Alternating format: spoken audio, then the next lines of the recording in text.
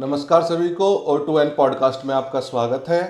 आज हमारे साथ एक बहुत बड़ी महान हस्ती, सामाजिक एवं आध्यात्मिक पुरुष राम महेश मिश्र जी हैं, जो संस्थापक हैं भाग्योदय फाउंडेशन के। स्वागत है सर आपका। बहुत धन्यवाद।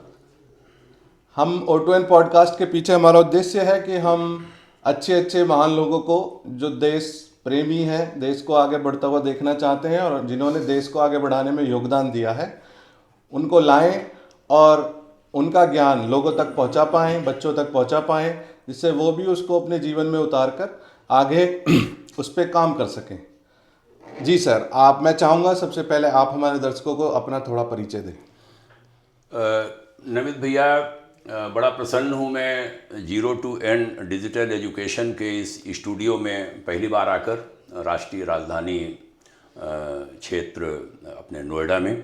जी सर। हमारा नाम राम महेश मिश्र है। जी सर। हरदोई जन्मभूमि है, लखनऊ कर्मभूमि रही, सरकारी अधिकारी रहा।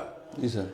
गायत्री परिवार से जुड़ना हुआ। पूज्यवर आचार्य श्री राम शर्मा जी मेरे गुरुदेव हैं। जी सर। और उनसे बहुत कुछ हमें एक आध्यात्मिक उन्नति, राष्ट्र समाज संस्कृति के प्रति समर्पण, उसकी हमें प्रेरणाएं मिली। शासकीय सेवा से बीच में विरति लेकर 44 साल की उम्र में मैं पूर्णकालिक कार्यकर्ता बन गया। तब से मैं एक अवैतनिक कार्यकर्ता के रूप में विभिन्न संस्थाओं में सेवारत रहा। गायत्री परिवार में 20 वर्ष की सेवा के बाद देव संस्कृति विश्वविद्यालय शांतकुंज हरिद्वार में मैं निदेशक रहा। परमार्थ निकेतन ऋषिकेश एक अंतर्राष्ट्रीय संस्था है, उसमें निदेशक रहा जी। और नई दिल्ली के विश्व जागृति मिशन आनंद धाम नागलोई एरिया में है, उसका मैं डायरेक्टर रहा। जी जी। लगभग 16 साल ये सेवाएं भी हुई सरकारी सेवा छोड़ने के बाद। वर्तमान में भाग्योदय फाउंडेशन नाम की एक संस्था है, जिसका ध्येय वाक्य है भारत भाग्योदय, वैश्विक अभ्युदय जी। प्रकृति और मानवता को समर्पित एक आध्यात्मिक एवं सामाजिक संगठन में उसका अध्यक्ष हूँ, संस्थापक हूँ जी। 1 जनवरी 2021 से पूर्णकालिक इसमें समय मैं दे पा रहा हूँ। विभिन्न सेवा कार्य चल रहे हैं। दैनिक वार्ता हमारी एक युग ऋषि विचार श्रृंखला नाम से होती है, लगभग 2.5 मिनट की, जिसमें मैं अपने गुरुदेव आचार्य श्री राम शर्मा जी के द्वारा कहे हुए लेखांश लेता हूँ जी जी। एक वार्ता चरैवेत श्रृंखला की है, जिसमें हमारे अपने जो जीवन के अनुभव हैं, कोई विचार हैं, वो 1 मिनट का, लगभग 1 मिनट सवा मिनट का होता है जी। वो जाता है यूट्यूब पर अपलोड होने के बाद सभी माध्यमों से। एक वार्ता भाग्योदय विचार प्रवाह श्रृंखला की है, जो प्रति रविवार होती है, रविवासरी है प्रत्येक संडे को। वो थोड़ी बड़ी होती है, 8-10 मिनट की। उसमें कोई ज्वलंत मुद्दा लेता हूँ जी। तो युग ऋषि वाले का आज 1172वां दिन है। 1172। चरैवेत की श्रृंखला है 441 आज टुडे। और पिछला जो संडे बीता, उसमें 198 रविवार हो चुके हैं भाग्योदय विचार प्रवाह श्रृंखला के। कल वार्ता जारी होगी, उसका 199 होगा, 200 छू रहे हैं। तो इन वार्ताओं के माध्यम से संदेश जाते हैं। एक आध्यात्मिक वक्ता हूँ, तो विभिन्न सेवाएं जो होती हैं वाणी के माध्यम से, वो सेवा होती है। और कुछ पुस्तकें भी हमने लिखी हैं। 3 पीढ़ियों की परिवार व्यवस्था जी जी। वो कैसे जो विशृंखलित हो रही है, बाबा दादी, बेटा बहू, नाती पोता, तीनों का सहज जीवन बहुत बड़ी ताकत हमारे देश की रहा है, वो टूट रहा है, उसको रोकना है। श्रद्धा के कल्पतरु पुस्तक है।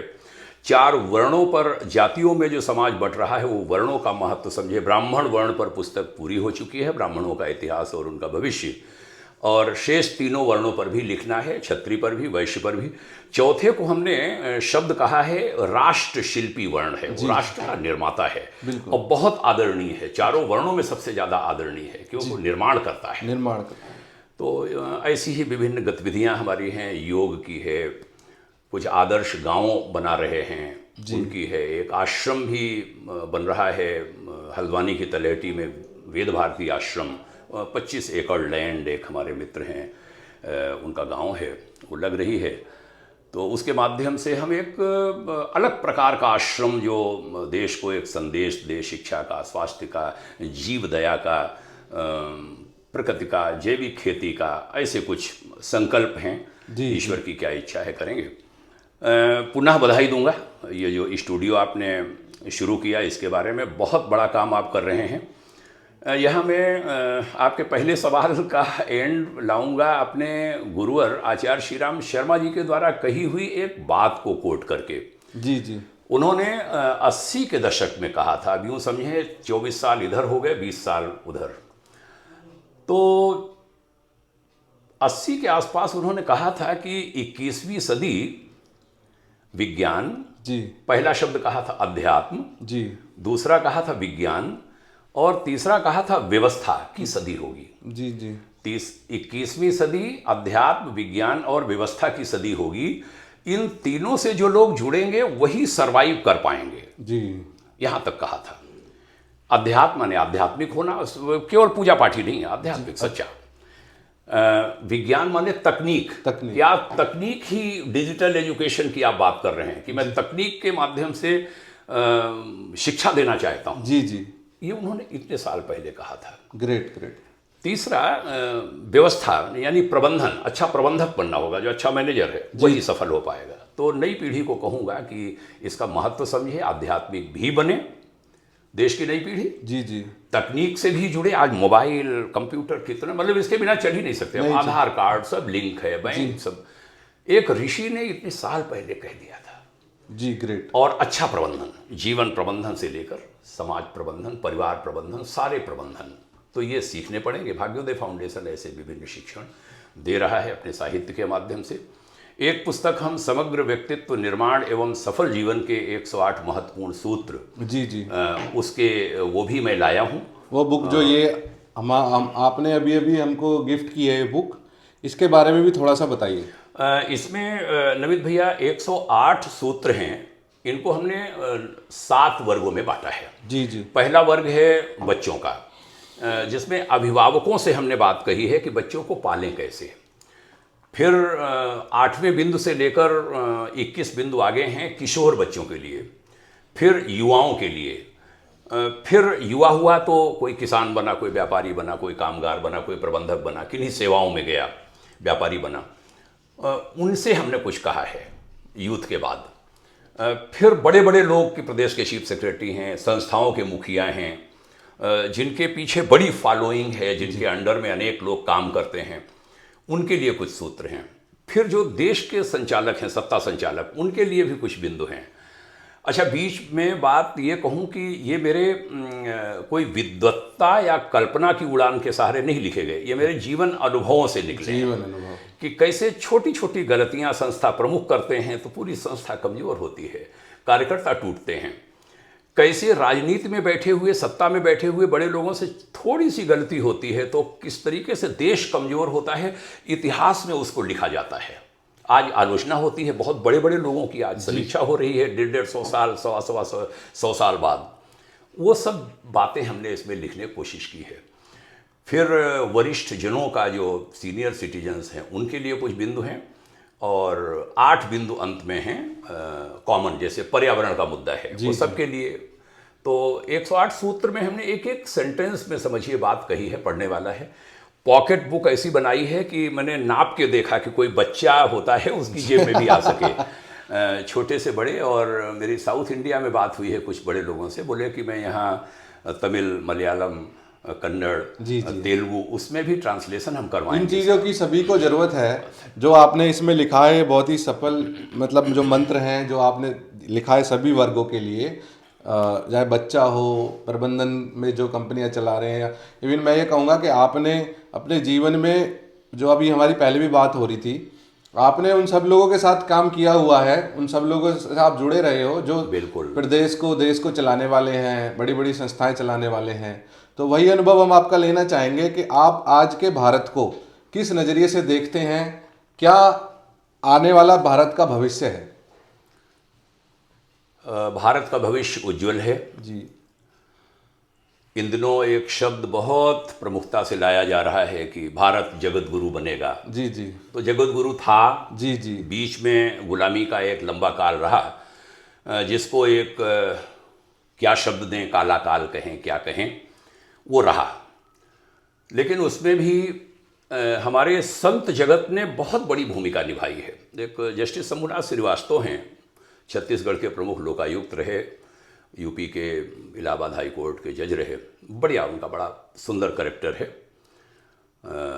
बुजुर्ग हो गए हैं लेकिन उनका आशीर्वाद मिलता है। अभी कल ही उनका फ़ोन आया था। उन्होंने एक पुस्तक लिखी जिसमें पहले खंड में, अगर मैं संख्या भूल नहीं रहा हूँ, 357 या 347 के आसपास संतों का जिक्र किया है कि गुलामी जो रही मुगलों की, अंग्रेज़ों की, आदि आदि की, उस पीरियड में किन संतों ने भारत को, भारत की सनातन संस्कृति को बचाए रखा है, उनकी भूमिका लिखी है। छोटे छोटे उसमें हमारे गुरुदेव का भी उल्लेख है, आचार्य श्री राम शर्मा जी का।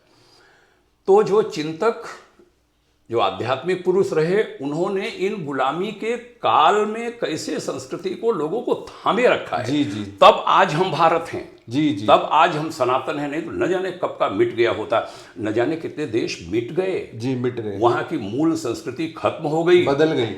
और हम कहते हैं कि हजारों साल से हम हैं, और क्या आप कहते हैं कि वो कुछ तो है हमारे में, तो वो उसमें भूमिका रही है उनकी। हम जैसे लोगों ने भी 26-26 साल की उम्र में समर्पण करके, कच्चा परिवार था, बहुत अमीर घर से नहीं है, सामान्य घरों से निकले, लेकिन समाज देश को पूरा जीवन देने का प्रयास किया। काले बाल से सफ़ेद बालों की यात्रा हो गई। नई पीढ़ी को कहता हूँ कि बच्चों, आपके सवाल के जवाब में कि भविष्य बहुत प्यारा है भारत का, उसके लिए आपको आना है। जो आज छोटी पीढ़ी है, किशोर पीढ़ी है, युवा पीढ़ी है, उनको बहुत सारे लालचों, प्रलोभनों, कहीं गिरावट के, इसी के बारे पुस्तकें लिखी हैं कि उससे संभलो, और भविष्य बहुत अच्छा है, उसके निर्माण में आपकी भूमिका है, जिसके लिए हमने जमीन तैयार की है, अभी भी तैयार कर रहे हैं। बड़ा भवन, युग निर्माण का बड़ा भवन, उज्जवल भविष्य का हम इन आंखों से देख पाएंगे, नहीं देख पाएंगे, नहीं मालूम। हमें मालूम है हम देख नहीं पाएंगे, लेकिन शायद शब्द वापस लेता हूं। किसी ने कहा था भगवान राम का मंदिर हम लोग देख पाएंगे, लेकिन आज देख रहे हैं। जी जी, बिल्कुल। हाँ, बहुत सारी चीज़ें ऐसी हो रही हैं। उसके लिए जो सरकार है, बड़ी भूमिका। हाँ, यहाँ मैं कहीं आगे विस्मृत न करूँ, एक बात कहूँगा जी। ये 4 मैंने उंगलियाँ उठाई, 4 शक्तियाँ होती हैं जो किसी भी समाज, देश या उस काल, या यूँ कहें दुनिया, उसको बहुत ऊंचा उठा सकती हैं और नीचे भी गिरा सकती हैं। जी जी। पहली, धर्म की ताकत, धर्म तंत्र। दूसरा, अर्थ की ताकत, पैसे वाले लोग, उद्योगपति बड़े। तीसरा, मनीषा जगत के लोग, कलाकार, फिल्मकार, शिक्षक, वैज्ञानिक, अमुक अमुक आदि आदि। चौथा, राजनीति की जो शासन सत्ता की ताकत है। इन चारों को यूं होना होगा, यूं। जी जी, यूं एक सुर में चलना होगा। एक सुर में, मुट्ठी। अलग अलग उंगलियों की ताकत बहुत कम है, लेकिन जहां मुट्ठी बनी बहुत काम करती। इन चारों को मुट्ठी बनकर एक ताकत, वो सब कुछ हम गेन कर सकेंगे, उपलब्ध कर सकेंगे, प्राप्त कर सकेंगे, जिसके लिए हमारे प्राचीन ऋषि कह गए हैं कि 21वीं सदी में ऐसे ऐसे 2011 से शुरू होगा, और 2026, 2047 आगे के वर्षों में भारत उस गौरव गरिमा को वापस लाकर पुनः जगत गुरु बनेगी। ये भविष्यवाणियां हैं स्वामी रामकृष्ण परमहंस की, स्वामी विवेकानंद की, आचार्य श्री राम शर्मा जी की, अन्य देशी विदेशी वैज्ञानिकों की भी। उसमें भारत की भूमिका बड़ी महत्वपूर्ण है। क्यों? उसमें एक सेंटेंस में जवाब कि जो परिवर्तन होने जा रहा है उसका आधार अध्यात्म होगा जी, और अध्यात्म की देवभूमि भारत भूमि, भारत भूमि है। इसलिए भारत का चुनाव हुआ है हिमालय के ऋषियों के द्वारा। उसमें हम सबकी भूमिका बड़ी महत्वपूर्ण है। अध्यात्म के जो सेंटर है, जैसे हमारा बनारस हो गया, हरिद्वार हो गया, ऋषिकेश हो गया, तो वहाँ बहुत सारे विदेशी लोग हैं जो अपना देश छोड़ के वहीं पे रह रहे हैं। आध्यात्म को अपना लिया है उन्होंने, और वो पूरा भारत में ही रह के अपना जीवन यापन कर रहे हैं। बहुत सारे ऐसे लोग हैं जो भारत में आए और फिर उन्होंने भारत दर्शन किया, और यहाँ पे जो अध्यात्म उनको मिला, उसके बाद वो वापस नहीं जा पाए। सच्चाई यही है। मैं तो 12 बरस उत्तराखंड में रहा हूँ, 7 साल हरिद्वार, 5 बरस ऋषिकेश, और ठीक गंगा के किनारे। जी जी। वहाँ हमने दिन में, देर शाम, रात वगैरह में इन सबको देखा है, धुनी रमाए, गंगा के किनारे बैठे। हम भारत के लोग गंगा का उतना महत्व नहीं समझ पाते, और वो शांत, और अगर उनके बारे में मालूम करो तो एक से एक हस्तियां हैं अपने देश की। जी जी। कारण क्या होता होगा, सवाल जवाब हुए। मैं गंगा आरती में वहाँ बोला भी करता था। उन लोगों ने ये महसूस किया कि जहाँ से वो आए हैं वहाँ धन दौलत तो बहुत है, जिसके लिए हमारे देश का आदमी मरा जा रहा है कि ये मिल जाए मिल जाए। और उन्होंने सब प्राप्त करने के बाद ये महसूस किया कि जीवन में हमें कुछ मिले ही नहीं। अशांत, परेशान, प्रेम व्यवहार, जो परिवार, जो मैंने अभी कहा कि 3 पीढ़ियों की परिवार, वो तो कल्पना विदेश में नहीं है। यहाँ आकर वो सब बहुत कुछ प्राप्त करते हैं, क्योंकि जो आनंद है वो तो यहाँ का है ना। बिल्कुल बिल्कुल। आनंद, धन दौलत, बिल्डिंग, गाड़ी, ये नहीं है भाई। जरूरत है, मैं धन की व्यर्थता सिद्ध नहीं करता, धन का अपना महत्व है, लेकिन जो आनंद है आध्यात्मिक, वो भीतर का है। आत्मा कैसे संतुष्ट हो। जी जी। जल रखा है, अभी प्यास लगे जल और मंगवा लेंगे, कुछ चाय पानी आप करा देंगे। शरीर भूखा होगा, शरीर की भूख अन्न से दूर हो जाएगी, आत्मा की भूख कैसे दूर हो। आत्मा की भूख है वो गंगा का किनारा, वो गायत्री मंत्र जप, वो स्वाध्याय मीन्स अच्छे श्रेष्ठ साहित्य को पढ़ना जी। संतों का सानिध्य, उनके सत्संग, महापुरुषों की जो किताबें हैं, ग्रंथ, उनका अध्ययन, उसे आत्मा तृप्त होती है, आत्मा संतुष्ट होती है। उसके लिए सब भाग भाग के आते हैं। हमारे जो दर्शकों में हैं, या तो कोई युवा होगा, युवा के लिए आपने बताया, कुछ प्रबंधन के भी होंगे, आपने उनके लिए बताया। अब इसमें मैं आपके जीवन की कुछ रोचक घटनाओं के बारे में जानना आपसे चाहूँगा कि आप कुछ 1-2 घटनाएं अपने जीवन की बताएं जिनसे हम कुछ सीख सकें, या हमारे जो ऑडियंस हैं वो उनको सुन के उनको अच्छा लगे। बहुत भीतर तक छूने वाला सवाल आपने कर दिया है। जी। व्यक्तिगत वार्ता नहीं करनी चाहिए, जी, जी, लेकिन हाँ, उसका संबंध भी होता है। जी जी। मेरी पत्नी है, 3 बेटियां हैं, बेटा है, छोटे छोटे थे वो। एक अपील हुई कि हरिद्वार आना है। सरकारी सेवक था, क्लास 1 तक छोटी छोटी सीढ़ियाँ चढ़ते हुए पहुंचा था। 2005 में हमें सेवा छोड़नी थी। जी जी। एक बच्चा 5वां पढ़ा, यही नोएडा में उसने सब पढ़ाई की है, BCA किया, MCA किया, अब तो जर्मन कंपनी में है, सॉफ्टवेयर इंजीनियर है। उस समय जब सेवा छोड़ने की बात हो रही थी, बहुत सारे लोगों ने हमसे कहा था, मिश्रा जी कर क्या रहे हैं आप, कच्चा परिवार है, बहुत अमीर भी आप नहीं हैं कि भविष्य में क्या आपके साथ होगा आपको मालूम नहीं, वो कैसे झेल पाएंगे। जी जी। ये कहने वाले में भारत सरकार के सचिव स्तर के IAS ऑफिसर्स थे। जी जी। हरिद्वार आदि के कुछ बड़े संत थे जी। लेकिन हमने कहा नहीं, इस समय अपील हुई है, सामना करें या पीठ दिखाएं। पीठ नहीं दिखाऊंगा, जी जी। भारत का बेटा हूं, जी। सामना करूंगा। आज 19वां बरस है जी। 15 जून को 19 साल हो जाएंगे। हमने देखा जब व्यक्ति राष्ट्र, धर्म, संस्कृति के प्रति समर्पित हो जाता है, ईश्वर उसका साथ देता है। जी बिल्कुल। किसी ने हमसे कहा था हरिद्वार में, जब आप सरकारी सेवा में होते हैं, आप पर कोई संकट आता है तो आपके पीछे एक सिस्टम होता है, पूरा सिस्टम होता है, विभागाध्यक्ष होता है, वो न सुने सरकार होती है, सरकार न सुने तो राजभवन होता है, वो न सुने तो यहाँ प्रधानमंत्री कार्यालय से लेकर राष्ट्रपति भवन तक होता है, उधर न्यायालय लोअर कोर्ट से सुप्रीम कोर्ट तक होता है। यहाँ कौन होगा मिश्रा जी आपके पीछे? मेरा जवाब मालूम है क्या था? वो नौकरी नहीं छोड़ने की राय दे रहे थे। जी जी। हमने कहा था यहाँ हमारे पीछे भगवान होता है। जी जी। तब उन्होंने कहा नहीं, तब वो चुप हो गए, फिर हमने सेवा छोड़ी। तो आपने सवाल किया कि कुछ ऐसे जी, तो ये याद आया, मैंने सोचा बांटूं। बिल्कुल बिल्कुल। दूसरे कहूँगा कि मेरा बच्चा जर्मनी पहली बार गया। जी। अब तो कई देश घूम आया है, मैं विदेश नहीं गया हूँ, बच्चे खूब घूम आए हैं। उन्होंने कहा कि वो बच्चा हमको बता रहा था फ़ोन पर कि पापा यहाँ, हमने सवाल किया फ़ोन पर जब बात हुई, उनका वहाँ अच्छा क्या क्या है। जी। तो उसने बहुत सारी चीज़ें गिनाई, उसमें ये भी था ट्रैफिक नियम है, 1-1:30 बजे रात में भी कार से आप आ रहे हैं, ग्रीन सिग्नल हुआ, कोई भी नहीं है वहाँ, फिर भी रुकता लेकिन है। कार रुकेगी। हमारे देश में घुस जाओ, जाम ये कर देते हो। बताएं, कई अच्छी चीज़ें बताई। हम कहा भारत में अच्छा क्या है जी।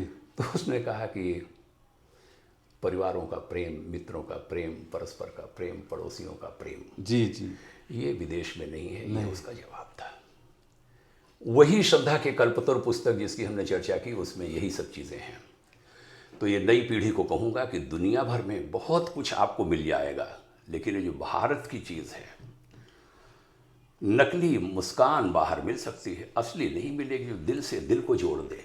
अभी आप मिल रहे हैं अपरिचित, अभी 5 मिनट पहले तक थे, 10 मिनट पहले, जी जी। लेकिन लगता है जैसे जन्म जन्मांतरों के, ये केवल भारत में है। भारत में इसको सब लोग बढ़ाइए। भारत बहुत ताकतवर है, सबको बांधने की सामर्थ्य रखता है और खूब आगे बढ़ाने की सामर्थ्य रखता है। अब जैसे गुड़गांव शहर है, बेंगलोर शहर है, भारत के महानगर हैं, ग्रेटर नोएडा शहर है, तो मुझे नहीं लगता कि यहाँ वो चीज़ें नहीं है जो विदेश में नहीं है। हाँ बिल्कुल बिल्कुल। जो विदेश में तकनीक है, इमारतें हैं, एयरपोर्ट हैं, एक्सप्रेसवे हैं, मैं मानता हूँ कि अभी हमारा देश भी वर्ल्ड में नंबर 1 एक्सप्रेसवे में, सड़कों में होने जा रहा है। जी जी। तो पूरा जो विश्व के व्यापार संघ कह लो, आप व्यापार के जो टॉप लोग हैं, वो अपना पैसा भारत में निवेश कर रहे हैं। ये हमारे युवाओं के लिए बहुत अच्छी खबर है। तो इसमें ही अब सनातन संस्कृति से आप जुड़े हुए हैं, मैं आपसे जानना चाहूँगा कि सनातन संस्कृति को अपनाने से हमारे जीवन में क्या फ़ायदे होते हैं और हम कैसे इसको भूलते चले गए थे, जो वापस उस रास्ते पे हम आ रहे हैं। सनातन संस्कृति हमारे खान पान, हमारे रहन सहन जी, हमारे आचार विचार सबको शुद्ध कर देती है। सनातन यानी जिसका कोई ओर छोर है ही नहीं, आदि अंत। कब शुरू हुई, अन्य किन्हीं संस्कृतियों में धर्म नहीं कहता, धर्म केवल सनातन है जी। लेकिन अन्य मजहब संस्कृतियां, उनके जन्मदाता आप पूछें तो पता चलेगा, फलां के फलां थे, फलां के फलां थे, नाम लेने की आवश्यकता नहीं। सनातन का जन्मदाता कौन है कोई नहीं बता पाएगा। जी जी। यानी ये बहुत प्राचीन है, अर्वाचीन है, ऋषियों की संस्कृति है। इसने ही दुनिया का सदैव मार्गदर्शन किया है। जी। तो सनातन संस्कृति से ही सबका भला होने वाला है और वो वातावरण पूरे विश्व में, वैश्विक लेवल पर, ग्लोबल लेवल पर बन रहा है। जी जी। दुनिया का कोई देश ऐसा नहीं है जो आज सनातन से अछूता हो। जी बिल्कुल। यहाँ तक कि अभी आपने अरब कंट्रीज में मंदिर को देखा।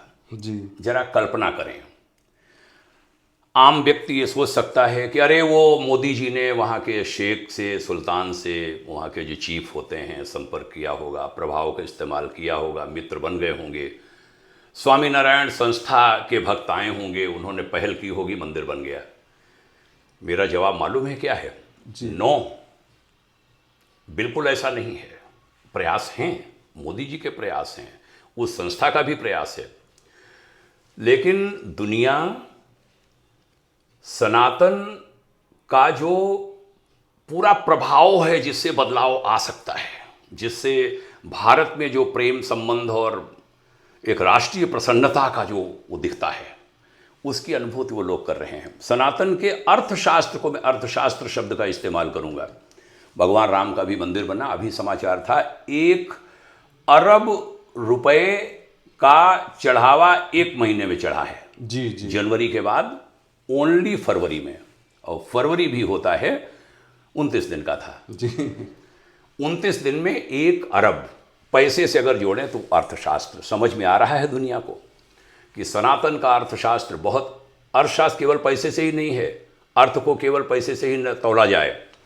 सनातन सिखाता है ये जो परिवार के प्रेम संबंध, समाज के प्रेम संबंध, सरकार और जनता के, समाज के प्रेम संबंध, जी जी, उसको दुनिया समझ रही है। इसके कारण हमारा इस्कॉन कहते हैं, इस्कॉन जैसे हो, मथुरा वृंदावन में जाइए, दुनिया भर के लोग वो सामान्य से कपड़े पहने और उछल कूद मचा रहे हैं, नाच रहे हैं। ये मजाक नहीं है, इन्होंने सनातन के उस महत्व को समझा है, तो सनातन पूरे विश्व में फैल रहा है। जी जी। और कहूँ यज्ञ, मैं गायत्री परिवार से जुड़ा हूँ। गायत्री और यज्ञ हमारे भारतीय संस्कृति की, सनातन संस्कृति की आधारशिला हैं। यूँ कहें कि हमारे गुरुवर ने बड़ा सुंदर वाक्य कहा था, याद आ जाए, कि देव संस्कृति के निर्माता यज्ञ पिता गायत्री माता। जी। यज्ञ पिता हैं, गायत्री माँ है। आज मैं बताऊं, एक अग्निहोत्र विधा है जिस समय सूर्योदय और सूर्यास्त के समय केवल 2 आहुतियां होती हैं। ऐसे हथेली पर देशी गाय का थोड़ा सा घी, अक्षत टूटे, बिना टूटे चावल, जी। माने नहीं, क्षत माने टूटा हुआ, अटूट चावल और अनपॉलिश्ड चावल, जी जी। और देशी गाय के गोबर से बनी कंडी, एक ताम्र का पात्र होता है, तांबे का, पिरामिड उसे कहते हैं, छोटा सा बनाया गया है। एक विशेष वैज्ञानिक आधार है उसका। उसमें केवल 2 आहुतियां सूर्योदय और सूर्यास्त के समय, ठीक सूर्योदय और सूर्यास्त के समय करने पर भयंकर ऊर्जा जन्म लेती है, और कहते हैं 12 किलोमीटर क्षेत्र को प्रभावित करती है। वो केवल 2 आहुतियां, सवेरे की 2 शाम की। जो भस्म तैयार होती है बड़ा सुरक्षित, उसको बिना हाथ लगाए किन्हीं पात्रों से अलग किया जाता है। औषधि ऐसी ताकतवर है। कहना क्या चाहता हूं कि दुनिया भर के बहुत सारे क्रिश्चियन, ईसाई आदि समाज के लोग, 50 लाख लोग भारत से निकली हुई डॉक्टर बसंत परंजपे के द्वारा फैलाई हुई उस विधा को, उनके पूज्य गुरुदेव गजानन महाराज ने महाराज से उन्हें दिया था ये मंत्र, आज यज्ञ कर रहे हैं जी। माने यज्ञ दुनिया भर में फैल रहा है। योग और यज्ञ योग फैल रहा है, गायत्री फैल रही। गायत्री क्या है? कोई माता, कोई चित्र नहीं है। गायत्री विवेक, समझदारी, जिम्मेदारी, ईमानदारी, बहादुरी, मजबूत हाथ।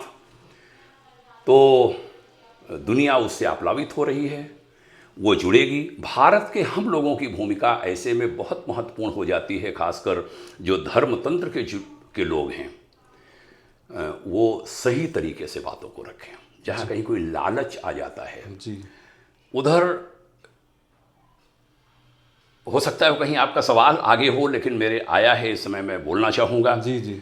बहुत सारी शक्तियाँ सनातन को कमज़ोर करने, भारत को कमज़ोर करने के लिए भी लगी हैं, देश में भी और विदेशी ताकतें भी। इन सबका जवाब देने के लिए बाल पीढ़ी से वरिष्ठ नागरिकों तक, देश के आम आदमी से लेकर बड़े बड़े जो वक्ता विद्वान हैं उन तक बहुत सजग होना है, क्योंकि परिवर्तन का चक्र ऐसे घूम रहा है। जी जी। इसमें थोड़ा सा चूक गए तो सनातन को भी हानि होगी, भारत को भी हानि होगी, देश को भी हानि होगी। और सतर्क रहे तो वो सारे गोल पूरे कर सकेंगे जो हमारे प्राचीन ऋषि कह गए हैं। और देवात्मा हिमालय के ऋषि उसमें बड़ी भूमिका निभा रहे हैं। पीछे शरीर में नहीं है वो, लेकिन बहुत ताकतवर हैं, जिनको गोत्र के माध्यम से अपना पूर्वज आप कहते हो कि हम फलां गोत्र के हैं। जी जी जी। वो सारे ऋषि इस समय सक्रिय हैं। वो जो चाहते हैं उस लक्ष्य को पूरा किया जा सकता है। सब सजग रहें। सरकारें भी ताकतवर आ रही हैं और आगे तक आएंगी। मैं भविष्यवाणी नहीं कर सकता, भविष्यवक्ता नहीं हूँ, लेकिन 2024 में प्रार्थना कर सकता हूँ कि बहुत ताकतवर सरकार भी आवे, बहुत ताकतवर इधर से समाज भी बने। जी जी। देश की एक नीति बने, राष्ट्र नीति, ऐसे छतरी हो राष्ट्र नीति की, एक ऐसे समाज नीति हो और इसके समानांतर शासन नीति हो, एक राष्ट्र नीति। जी। दोनों को ये त्रिभुज का स्वरूप दे, और समाज, सरकार और वो जो राष्ट्रनीति का, जो राष्ट्रनीति माने जो मार्गदर्शन कर सकते हैं विचारक, जी जी, राष्ट्र का, सारे जुड़ें और एक नया युग, एक नए भारत, एक नए सनातन, एक उज्जवल सनातन की रचना हो सके। उसमें हम सबको लगना है। एक एप्पल के फाउंडर भी नैनीताल में आए थे एक बार, और इस्कॉन टेम्पल का आपने जिक्र किया। उन्होंने बताया कि मैं अपने संघर्ष के दिनों में इस्कॉन टेम्पल में खाना खाता था। और एक कहानी और मैंने पढ़ी थी कहीं पे कि इस्कॉन टेम्पल के जो फाउंडर थे, उनके पास फोर्ड कंपनी के मालिक आए थे। उन्होंने उनको बोला था कि मैं आपका शिष्य बनना चाहता हूँ, संन्यास लेना चाहता हूँ। तब प्रभुपाद जी ने कहा था कि आप संन्यास मत लीजिए, आप जिस रोल में समाज की सेवा कर रहे हैं वही समाज की सेवा के लिए आपको लाया गया है। तब उन्होंने वहाँ से फोर्ड कंपनी को आगे रखा। तो इतने बड़े बड़े लोग भी हमारे कई आध्यात्म से जुड़े हुए हैं और उनको फ़ायदा हुआ है। फेसबुक कंपनी के मालिक थे, वो भी भारत में आए थे। इसी पे एक जो हमारी भी मुहिम है O2N डिजिटल एजुकेशन में, हम शिक्षा को डेमोक्रेटाइज करना चाहते हैं। हर व्यक्ति को वोट देने का अधिकार है, वैसे ही हर व्यक्ति के लिए टेक्नोलॉजी के माध्यम से हम मात्र जो एक 100 रुपये का महीने का शुल्क है, वो भी उनका मान लीजिए एक तरीके से दान ही है, क्योंकि शिक्षा की इस मुहिम में हम ये मान रहे हैं कि दान से ही मुहिम चलेगी और वो दान ही है, और अच्छे अच्छे लोग भी इसमें दान करेंगे और पूरे भारत को गांव गांव में हम अच्छी शिक्षा किसी भी एग्ज़ाम की हो, किसी भी कंपटीशन की हो, हम देना चाह रहे हैं। तो इसमें कैसे आपके साथ, भाग्योदय के साथ मिलकर हम कार्य कर सकते हैं? ये बहुत बड़ी आपकी परिकल्पना है। मैं जब अभी यहाँ पर आया, अपने भाई डॉक्टर नीरज कौशिक जी को धन्यवाद दूंगा, वो माध्यम बने जी आपसे मिलाने में। आपसे जब साक्षात्कार के पूर्व की जो बातचीत हुई, मैं बहुत प्रभावित हुआ कि O2N डिजिटल एजुकेशन का जो संकल्प है वो ये है कि एक समान शिक्षा की व्यवस्था भारत में हो। जी जी। गरीब का बच्चा भी, जी अमीर का बच्चा भी, निषाद पुत्र भी पढ़ रहा है उसी गुरुकुल में जी। महर्षि विश्वामित्र का शिष्य बनकर, जिसमें राजा दशरथ के पुत्र राम, जिनका मंदिर अभी हमने लोकार्पित किया 22 जनवरी 2024 को, साथ पढ़ रहे हैं। ये भारत में रहा है। जी जी। हम लोगों ने बचपन में बहुत अमीर पार्टी लेकर के, हमारे गांव के राजा साहब ही कहेंगे, उस समय के सबसे बड़े व्यक्ति थे, उनका बेटा, हम और भी गांव के अनेक बच्चे सब पार्टी लेकर के एक साथ जाते। आज वो नहीं दिखता। नहीं दिखता। आज एक आम बच्चा, तकलीफ होती है सुनकर। आज़ाद भारत में 75-77 साल बाद जी जी एक बच्चा कारों से जा रहा है बहुत महंगे विद्यालयों में, एक बच्चा सामान्य घर का, सामान्य कहे जाने वाले विद्यालय में जा रहा है। हो सकता है प्रतिभा उससे ज़्यादा इसमें हो, प्रतिभाएं पाई जाती हैं। जी बिल्कुल। एक से एक प्रतिभाएं दब करके रह जाती हैं, दुख होता है। जी बिल्कुल। और इसमें बदलाव आना चाहिए। जी। वर्तमान सरकार से मैं आग्रह करूंगा, भगवान करे 24 में आप आएँ, और 24 में जो नए संकल्प जो लें, इस आपके चैनल के माध्यम से आह्वान करूंगा गवर्नमेंट ऑफ इंडिया से कि समान शिक्षा नीति लाइए। जी। आपका संकल्प कि हम एक डिजिटल माध्यम से सबको शिक्षा देने का प्रयास करेंगे, बहुत सराहनीय है। भाग्योदय फाउंडेशन उसमें जो सहयोग हो सकेगा वो करेगा, लोगों को बताने में, जोड़ने में। विभिन्न प्रांतों में हमारा जाना हुआ एज आध्यात्मिक वक्ता, कुछ किताबों का लेखन हुआ, सोशल मीडिया आज माध्यम बन गई है। जहाँ जहाँ पर भी आपके विचार को पहुँचाना होगा, सरकार में भी जो भी परिचय हैं वो पहुँचाने का प्रयास करेंगे। बस ज़रूरत है कि समान शिक्षा सबके लिए एक जैसे, सबको अवसर मिले, ऐसा कोई ना हो कि जिसको अवसर ना मिले और वो दब जाए। उसमें कुछ सुझाव आए हैं कि जो बहुत बड़ी बड़ी बिल्डिंग्स, शिक्षा खराब लगेगा लेकिन शिक्षा व्यवसाय बनी जी, उस व्यवसाय से निकाल कर बिना उनका अहित हुए, कुछ अहित तो आर्थिक रूप से दिखेंगे उनको अगर उसमें कोई बदलाव किया गया, वो सारे विद्यालय, सारी व्यवस्था ऐसी बननी चाहिए कि सबको शिक्षा समान मिले। अभी सरकार ने एक बहुत कठोर डिसीजन लिया था शिक्षा पे कि 16 साल से कम का जो बच्चा है वो कोचिंग में नहीं जा सकता। जो पहले IIT कोचिंग में बच्चा चला जाता था, किन्हीं कारणों से प्रेशर में सुसाइड कर लेता था, तो सरकार ने एक बहुत टफ डिसीजन उस पर लिया है। सरकार की इसमें तारीफ है कि 16 साल से नीचे का बच्चा हॉस्टल में रह के कहीं कोचिंग पे नहीं जा सकता। ये होना चाहिए। जी जी। क्योंकि अभी हमने कोटा राजस्थान जी का मैं जिक्र करना चाहूँगा। अभी फिर 3-4 दिन पहले हुआ कि एक और बच्चे ने सुसाइड किया। एक रामपुर ज़िले में मिलक तहसील है, वहाँ मैं उस दिन था जहाँ वेद भारती आश्रम की चर्चा हमने की। डेड बॉडी जिस दिन आई उस बच्चे की, मिलक का ही बच्चा था, सरदार साहबान थे जी। मतलब आंखों से मैंने देखा वो जो पीड़ा वहाँ थी। एक बच्चा पढ़ने जा रहा है, टेक्निकल एजुकेशन लेने, और वहाँ से उसकी डेड बॉडी आ रही। बहुत दुखद है, कितना दुखद कहा जाए। हम आप तो भाषण कर सकते हैं, सवाल जवाब कर सकते हैं, लेकिन जिसके साथ घटता है, जिसका एक पुत्र जी जी जी हो और दिया बुझ जाए, कितनी तकलीफ की बात होती होगी। इनसे निकालना चाहिए। इधर हमारे छोटे बच्चे भी, उनको ढेर सारी परीक्षा में डाल देना। जी जी छोटे छोटे बच्चे, उनको एग्जाम में A+ और B+ के चक्कर में डाल देना। हमने इस जो पॉकेट बुक है उसमें ये बात लिखने की कोशिश की, इनको इससे निकालिए। जी जी। अरे उनको बचपन जीने दो भाई, जल्दबाजी न करें बचपन खराब करने की। जी बचपन खराब होता है उनको। बहुत सारे देश हैं जिसमें 5th क्लास तक कोई एग्जाम ही नहीं होता। No exam.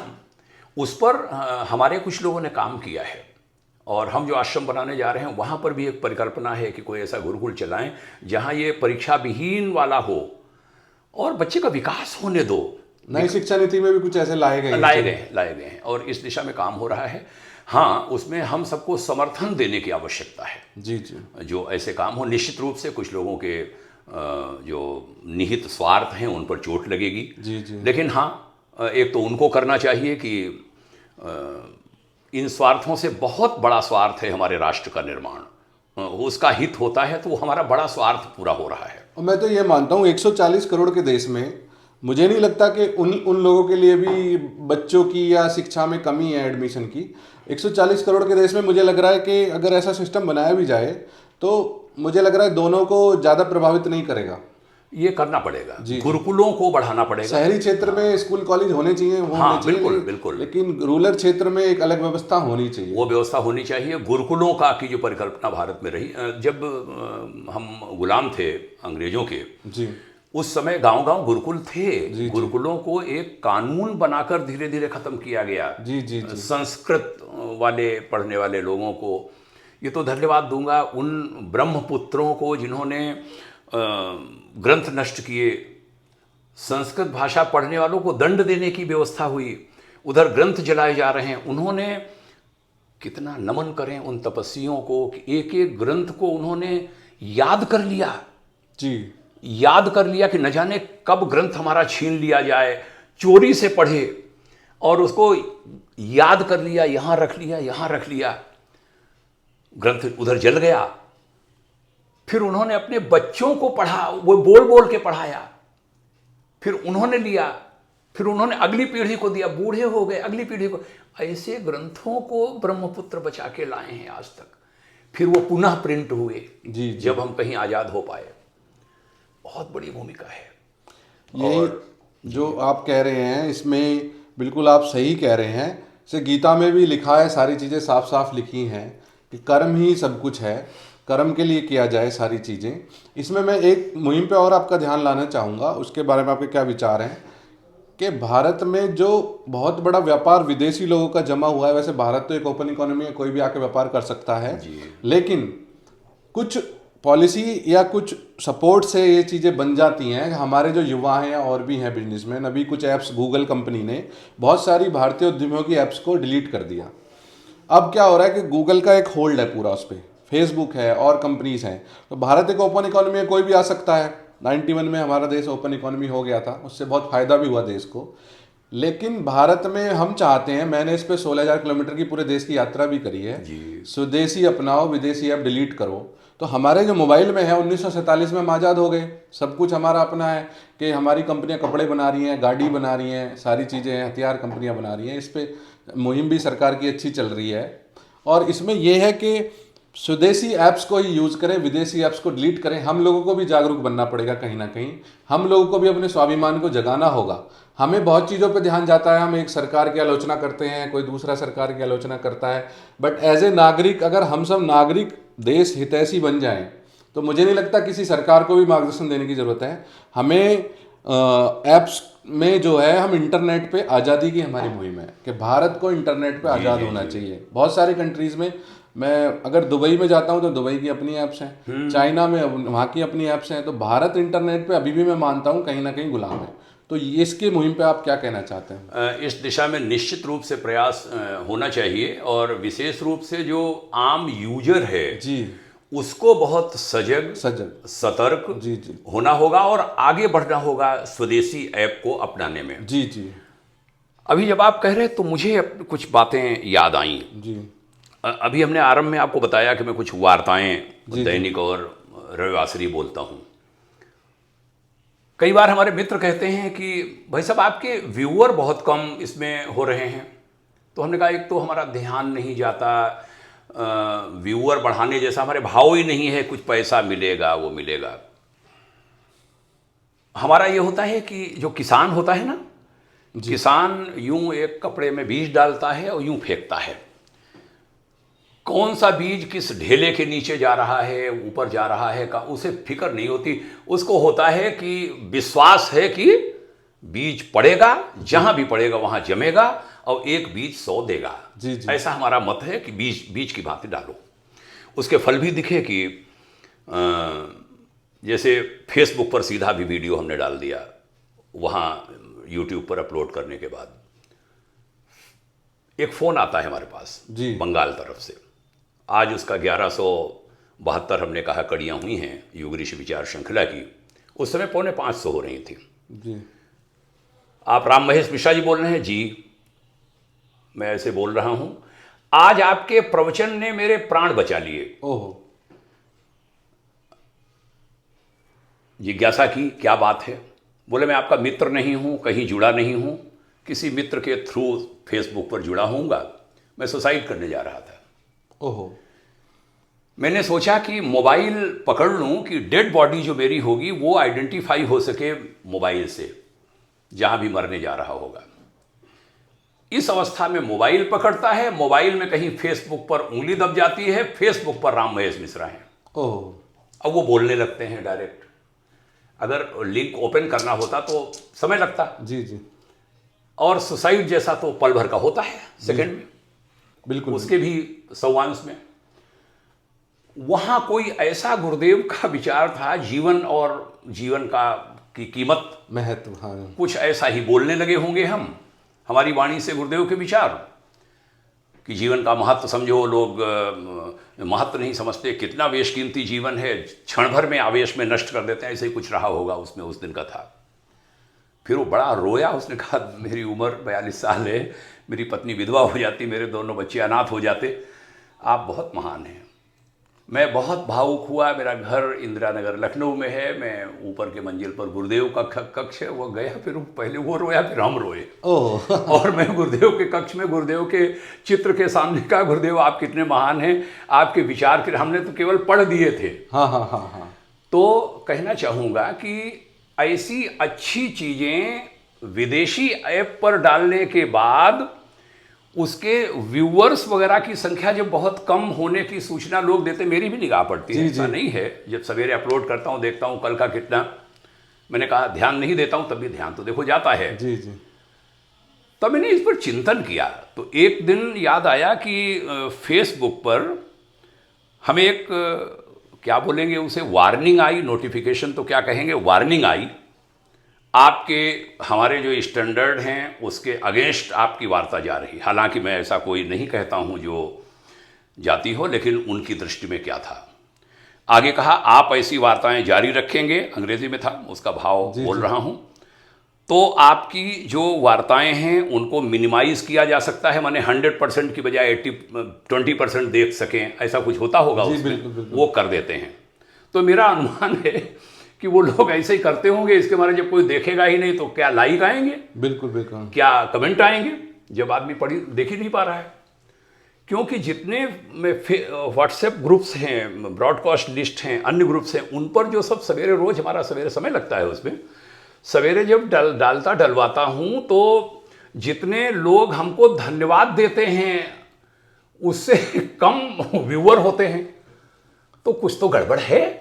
नहीं वो बिल्कुल उनका जो होगा। एक्चुअली टिकटॉक जब भारत ने बैन किया, टिकटॉक का अमेरिका में भी इस पे डिस्प्यूट चल रहा है जी, कि वहाँ के युवाओं के लिए वो चीजें दिखा सकते हैं एल्गोरिथम से जो उस देश के लिए हितकारी ना हो।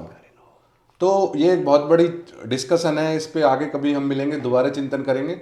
आप आखिर में अपना जो कहना चाहते हैं कंक्लूजन में, वो शब्द हम आपके सुनना चाहते हैं। जी। तो ये जो सवाल था, इसमें एक लाइन और कहूँगा कि भारत के लोगों को जी अपने स्वदेशी चाहे सामानों का यूज़ हो, मैं तो भाई ध्यान रखता हूँ। जी जी। हमें मंजन भी खरीदना है तो मैं दुकानदार से कहता हूँ हमें ज़्यादा ज्ञान तो नहीं, कौन विदेशी, और हालांकि हमारा सोच ग्लोबल है, सब है, लेकिन हमारे देश का पैसा भाई देश में रहे, खेत की मिट्टी खेत में रहे।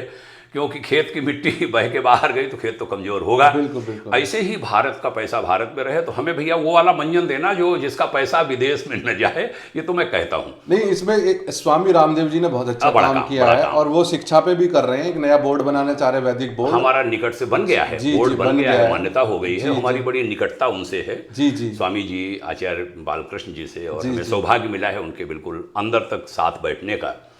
तो बड़ा काम कर रहे हैं, उसका समर्थन सबको करना चाहिए। जी जी बिल्कुल। सभी आध्यात्मिक संस्थाओं को भी, देशवासियों को भी। और ये जो विभिन्न ICSC क्या क्या बोर्ड कहे जाते हैं, CBSC और भारतीय शिक्षा बोर्ड होना चाहिए। जी, जी। उसके अपने नीति नियम लागू होना मुझे चाहिए। लगता है इस पे काम भी हो रहा है। काम हो रहा है। इधर जो ऐप वाला जो कह रहे हैं, ये भारतीय ऐप बनने चाहिए, उनका विकास खूब होना चाहिए, जिससे मेरे जैसे लोग शिकार हो जाते हैं कि हमको ये धमकी आ गई और मेरा कोई बात ऐसी नहीं है जो स्टैंडर्ड के खिलाफ होती हो। इसमें लोगों का परिवर्तन बहुत जरूरी है। हाँ, लोग उसको करें कि हमारी लोग चीज, जब उसको अपनाएंगे तो अपने आप ही परिवर्तन आएगा। हमारी अपनी चीज, और जी, जी। हमें उसको करना है। आपने सवाल किया कि इसको, वार्ता को उपसंहार की ओर बढ़ाऊं, निष्कर्ष की ओर। तो पहले तो यही कहूँगा, पुनः साधुवाद कि अपने स्टूडियो आपने आमंत्रित किया, यहाँ आने का अवसर मिला, इसका साधुवाद। जो आप काम कर रहे हैं ये सराहनीय है, उसमें हमारी जो भी भूमिका हो सके, मैं शासकीय सेवा में रहा हूँ, थोड़े बहुत परिचय हैं जी। एक बात कहूँगा कि IAS IPS वगैरह में अग्रणी भूमिका है उनकी, प्रशासन जी, में बिल्कुल। ताकत होती है उनके पास, उसमें बहुत अच्छे अच्छे लड़के आ रहे हैं। जी मुझे अब इस उम्र में बहुत नई नई उम्र के बच्चों से, बच्चों माने जो IAS IPS हैं, उनसे उस प्रकार का आदर भरा भी जुड़ाव मिलने लगा है। ये शायद इन्हीं सब बातों से मिलता होगा। जी बिल्कुल। अतीत में चीफ सेक्रेटरी UP जैसे सीनियर्स ने हमको घर पर बुलाया है, सुख दुख के अवसरों पर 150 IAS IPS, गवर्नर साहब, CM साहब, सबके साथ हमें बोलने का मौका दिया है। वो ऐसे अवसर हमें मिले हैं। तो जो नई पीढ़ी है, मैं कहा करता हूँ, मैं नाम कोट करूँगा, doctor Kamal Tawari government of India में चीफ सेक्रेटरी रिटायर हुए, भाग्योदय फाउंडेशन के वह चीफ एडवाइज़र हैं, और एक भाग्योदय असरकारी सलाहकार सेवा हमने शुरू की है, उसका प्रेसिडेंट हमने उन्हें बनाया है। वो कहते हैं कि 550 550 ज्वाइंट सेक्रेटरीज भारत के भाग्य को बदलते और बनाते, बिगाड़ते या बदलते हैं। जी जी। तो उसमें यही जो आज का जो यंग IAS है, वो आगे बढ़कर DM, कमिश्नर, सचिव, प्रमुख सचिव होता हुआ इन joint secretaries, government of India की बात कर रहा हूँ, जो नीति नियामक हैं, जो पॉलिसी बनाते हैं नीति आयोग के साथ मिलकर, वो ऊपर होते हैं। उनके ऊपर एक एडिशनल सेक्रेटरी, स्पेशल सेक्रेटरी, फिर मिनिस्टर और फिर प्राइम मिनिस्टर होते हैं। उनके नीचे गांव तक का जो हर विभाग का तंत्र है, वो सब होता है। वहाँ ये धियो यो नः प्रचोदयात् बैठ जाए, वहाँ वो समझ विकसित हो, ये निजी ऐप हो, माने स्वदेशी ऐप हो, शिक्षा सबके लिए हो, से लेके बहुत सारे मुद्दे हो सकते सबके लिए हो, सबके मुद्दे हो सकते हैं। तो इस वर्ग को भी हमें संदेश खूब देने होंगे भाई, क्योंकि उनकी नीति से फिर देश चलता है। जी जी बिल्कुल। और वह होगा हमारे न्यायालय, उन पर कभी कभी उंगली भी उठती है। मैं कहना चाहूँगा, मैं उंगली नहीं उठा रहा हूँ, लेकिन हाँ उंगली उठती है। जी जी। उनको भी बहुत सार्वभौमिक सोच के साथ बढ़ना होगा, न्यायालयों को भी, पॉलिटिशियंस को भी। और ये समय आ रहा है, सबको होना होगा। बिल्कुल। यही निवेदन करता हूँ कि जो भूमिका है हमारी वैश्विक स्तर पर, हमें बहुत बड़ा सोचना है। जी जी। थिंक, आपस में लड़ झगड़ के ना रह के विदेश में आगे जाना है, आगे बढ़ना है सभी देशों से। एक्ट ग्लोबली, लीडर करना, एक्ट ग्लोबली और थिंक लोकली, इस सोच के साथ बढ़ना होगा। स्थानीय स्तर पर का सोचें और एक्शन करें जाके वहाँ तक। इसको एक परिवार की तरह ही हम देख सकते हैं, जो आप बोल रहे हो। मैं अगर सरल शब्दों में बोलूं, अगर परिवार में सब एक साथ चलेंगे तो वो समाज का नेतृत्व करेंगे, और सब परिवार के लोग आपस में लड़ेंगे झगड़ेंगे तो वो पीछे रह जाएंगे। सबको लेके हमें परिवार की तरह चलते हुए, वसुधैव कुटुंबकम को लेते हुए। अंतिम वाक्य चर्चा में कहूँगा कि मैंने 4 वर्णों की अभी बात की, साहित्य लेखन का भी प्रयास होगा। ये जाति, संप्रदाय, इसमें बटा हुआ समाज, ये बहुत कमज़ोर करता है किसी देश समाज को। इसको ठीक करना है, सबको मिलकर के चलना है, उंगलियों की मुट्ठी सब बनाना समान है, है, सब बराबर हैं जी। सब बराबर हैं, सबको एक साथ देश के हित देखने हैं। क्या हिंदू, क्या मुस्लिम, क्या ईसाई, क्या ब्राह्मण, क्या फलां, सबको एक, इसकी आज आवश्यकता है। भारत की और पूरी दुनिया आशा भरी निगाहों से, अगर कहूँ टकटकी लगाकर देख रही है। शांति हमसे मिलेगी, और उसका माहौल बन रहा है। जी जी। ऐसा ही हो, यही करबद्ध प्रार्थना देवात्मा हिमालय के ऋषियों से, देव सत्ता से। और अंत में मैं चाहूंगा, आप गायत्री परिवार से हैं, हम दोनों मिलके गायत्री मंत्र बोलते हैं और इसको अंत करते हैं। पादत्राण हटाने होंगे। जी जी, पादत में हटा देता हूँ उसे। तो गायत्री मंत्र जी जी का उच्चारण करूंगा। गायत्री मंत्र कहता है, ओम तो हर मंत्र में लगता है। ओम अर्थात परमात्मा। जी। फिर वो परमात्मा कैसा है? वो श्रेष्ठ है, तेजस्वी है, पापनाशक है, दुखनाशक है, सुख स्वरूप है, देव स्वरूप है। ऐसे परमात्मा का हम ध्यान करते हैं। जी। फिर हम कहते हैं ऐसे परमात्मा के जो गुण, जिनका कहा, शॉर्ट में कहा और लिस्ट बन सकती है, वो गुण मेरे जीवन में उतरें। गायत्री मंत्र से बोल देना नहीं है, वो उसके गुण हमारे जीवन में आए। और आगे कहता है साधक, धियो यो नः प्रचोदयात्। नः का मतलब होता है आई नहीं है इंग्लिश का, मैं नहीं है। नः माने सब, हम भी नहीं है, हम भी नहीं है, हम सब। कि ऐसे गुणों से युक्त परमात्मा, हम आपके इन गुणों का ध्यान करते हैं, संकल्प लेते हैं आपके गुण हमारे जीवन में उतरें। और आपके इन गुणों को लेकर, हे परमात्मा, ऐसे गुणों से युक्त परमात्मा, हम सबकी बुद्धि को, हम सबकी बुद्धि को अच्छे रास्ते की ओर चलने की प्रेरणा दे। प्रचोदयात् माने होता है हम चलना नहीं चाहते, लेकिन बरबस धक्का मार के पीठ में हाथ लगा के कोई आगे बढ़ा दे। जी जी जी। उसको प्रचोदयात् का भाव है। तो ऐसी ही प्रार्थना के साथ गायत्री महामंत्र बोलेंगे। अभी मैं एक कोट भी करूंगा। अभी पाकिस्तान में एक बड़े समारोह में गायत्री मंत्र बोला गया। एक, मैं नाम भूल रहा हूँ, नलिनी ऐसे कोई नाम था, वो बहन से कहा गया कि वो गायत्री मंत्र बोले। हजारों लोग बैठे हैं, वहाँ के प्रधानमंत्री बैठे हैं, बहुत सारे लोग बैठे हैं। तो मैंने वो वीडियो जब मिला तो मैंने पोस्ट लिखी जी कि पूज्यवर आचार्य श्री राम शर्मा जी ने कहा था कि गायत्री मंत्र विश्व मंत्र बनेगा। और जरा देखिए, अमेरिकी संसद में गायत्री मंत्र गूंज रहा है। पाकिस्तान जैसे देश की पार्लियामेंट या किसी बड़े समारोह में जिसमें राष्ट्रपति, प्रधानमंत्री आदि बैठे हैं, वहाँ गूंज रहा है। आज 0 to End डिजिटल एजुकेशन में गूंजने वाला है। भगवान करे, बहुत आवश्यकता है धियो यो नः प्रचोदयात् की वर्तमान विश्व को। जी जी जी। सबका कल्याण हो। आइए हम सब सीधी कमर से बैठे। गायत्री मंत्र में सीधी कमर से बैठा जाता है जी। भाव शुद्ध हो, शरीर शुद्ध हो, बढ़िया भाव। ओम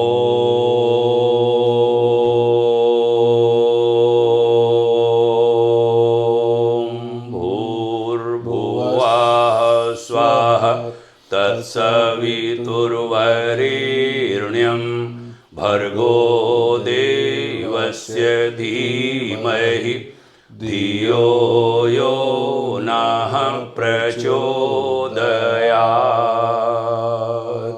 आपकी अनुमति से मैं शांति पाठ का मंत्र भी इसके साथ जोड़ूंगा। जी बिल्कुल बिल्कुल। और उसमें ओम देवहु शांति से कहा गया है। देव होता है देवलोक, जो ये आकाश का कोई सबसे ऊंचा भाग हो सकता है, उसके भी ऊपर देवलोक होता है, जहां कहते हैं देव शक्तियां रहती होंगी, भगवान रहते होंगे। इस मंत्र में प्रेयर की जाती है कि वहां शांति स्थापित हो। फिर वहां से उतरते हुए गगन, नभ, पृथ्वी, जल, वायु, इन सब में शांति स्थापित हो। जीव जगत, वनस्पतियों, औषधियों, अभी मैं मंत्र बोलूंगा उसमें सब श्रोतागण ध्यान से सुनेंगे तो ये सब शब्द आएंगे। इन सब में शांति स्थापित होने की प्रार्थना ऋषि कराता है, करता है। फिर कहता है शांतिरेव शांति, माने शांति में भी शांति स्थापित हो। जी जी। करके बड़ा सुंदर भाव है इसी भाव से कि हे भगवान, सभी जगह शांति स्थापित हो, पूरे विश्व में शांति स्थापित हो। लेकिन हाँ, एक भाग्योदय फाउंडेशन की ओर से मैं लाइन जोड़ूंगा, इस शांति के बीच हम कहीं शांत न बैठ जाएं। मेरे भीतर एक अशांति पैदा कर देना जो अपने राष्ट्र, अपने धर्म, अपनी संस्कृति को बहुत ऊंचाइयों तक चढ़ाने के लिए जो डिजिटल एजुकेशन का जो संकल्प है, सर्व शिक्षा, सबके लिए शिक्षा आदि के लिए, भाई कहीं शांत न बैठ जाऊं। कि मिश्रा जी आए थे, शांति पाठ मंत्र बोल गए और शांति से नहीं बैठना, एक अशांत कर ले। लेकिन वो अशांत नहीं है पागलपन वाला, कर्म को नहीं छोड़ना। हाँ, वो उसको खूब आगे बढ़े, ऐसे भाव के साथ शांति पाठ का पावन वेद मंत्र। ओम द्यौः शांतिरंतरिक्षगं शांति पृथिवी शांतिरापः शांतिरौषधयः शांति वनस्पतयः शांतिर्विश्वे देवाः शांतिर्ब्रह्म शांति सर्वगं शांति शांतिरेव शांति सा मा शांतिरेधि। ओम शांति शांति शांति सर्वारिष्ट सुशांतिर्भवतु। बहुत बहुत धन्यवाद सभी दर्शकों का। मुझे पूरी उम्मीद है आपको इस पॉडकास्ट को देख के बहुत कुछ सीखने को मिलेगा और आप इन विचारों को फॉलो करेंगे और देश के विकास में सहयोग करेंगे। धन्यवाद।